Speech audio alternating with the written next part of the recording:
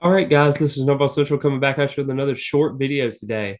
Talked about how Trey Benson was kind of following his idol and trying to get to 1,000 yards, and the attention has all been about him. But let's just kind of talk about the guy that was the starting running back before he got hurt, and Trey Benson kind of elevated his play into that starting role. This is Treshaun Ward, a guy that was a walk-on at one point, redshirt sophomore. He's now on scholarship, and he's been a pivotal part in what Florida State runs. He's one of the better halfbacks, if not the best halfback on the roster. And he just didn't really get a lot of burn after his injury. Now, of course, they're trying to slow ball his way back into the lineup. And you saw, I mean, against Duquesne, he had 127 yards and 2 touchdowns. You turn over against LSU, he had 49 yards. And then he had Louisville, he had 126 yards. Boston College, he had 48.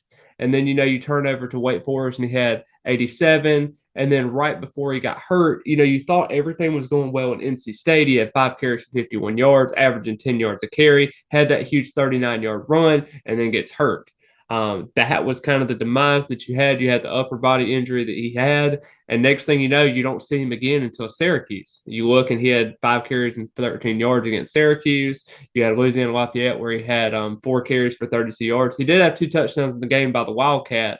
But then you turn around and have a game against Florida where you only had 4 carries for 9 yards. So they're still trying to utilize him in a certain fashion, but aren't really able to do that. I thought whenever they used him against Louisiana Lafayette, when he had that big 36-yard touchdown run, I thought that was going to be kind of the fuel to his fire to be able to use him in the next week. And Trey Benson was mainly the one being utilized in that. They had Lawrence Toafili being utilized as well in that game. And I wonder, and everybody criticizes and thinks that, he might transfer. And that may be true because, in college football, whenever the room gets a little bit bigger, you're trying to find ways to be efficient. You're trying to utilize everyone and trying to get that done. But I do believe that they're going to utilize Treshaun Ward a lot in this matchup coming up against Oklahoma. You have an Oklahoma defense that allows a lot of rushing yards per game. I believe 217 rushing yards per game, 108th in the country in allowing those rushing yards.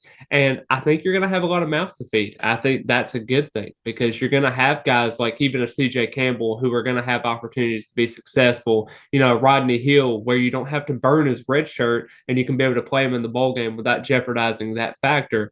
There's just a lot going into it, but I do think that Treshaun Ward is the most capable and most talented back in this group.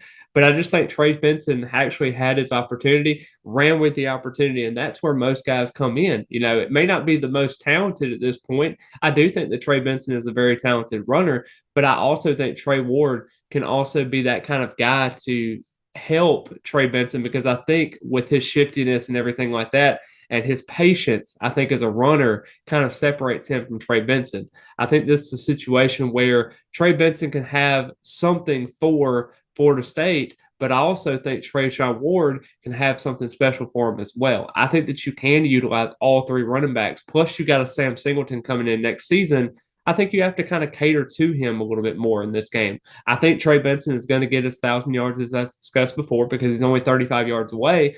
But I think this may be an opportunity where Treshaun Ward can have 85 to 90 yards in this game, just because I think he wants to get back on the field and wants to be successful. Right now, he's got 85 carries for 547 yards and 5 touchdowns. I mean, you have to think about it.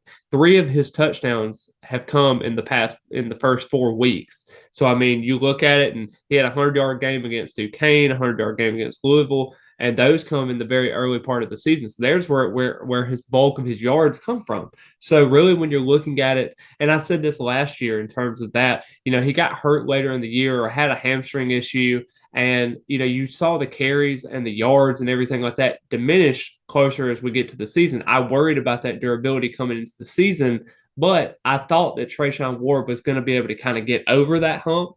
Unfortunately, he did suffer that injury, so there wasn't really much you could do when you fall on your shoulder like that. But I did think that Treshaun Ward was the most efficient back. It just so happened that Trey Benson actually took his opportunity and ran with it. So overall, I think Florida State and Mike Norvell and Coach Johnson are going to be able to utilize Treshaun Ward efficiently. I cannot wait to see Treshaun Ward back on the field. He is a true Seminole at this point. But like I said, I can't blame him if he does decide to transfer because, like I said, there are a lot of backs in this system and they utilize a multitude of playmakers. So But I really appreciate all the love and support. Let me know what you think about this topic because I do think this is kind of a polarizing topic. Everybody kind of has different feedbacks and opinions on this. But I really do think that Treshaun Ward is a talented back, and I cannot wait to see him coming up in the bowl game this Thursday. But I hope you all have a great rest of the day. And as always, go Noles.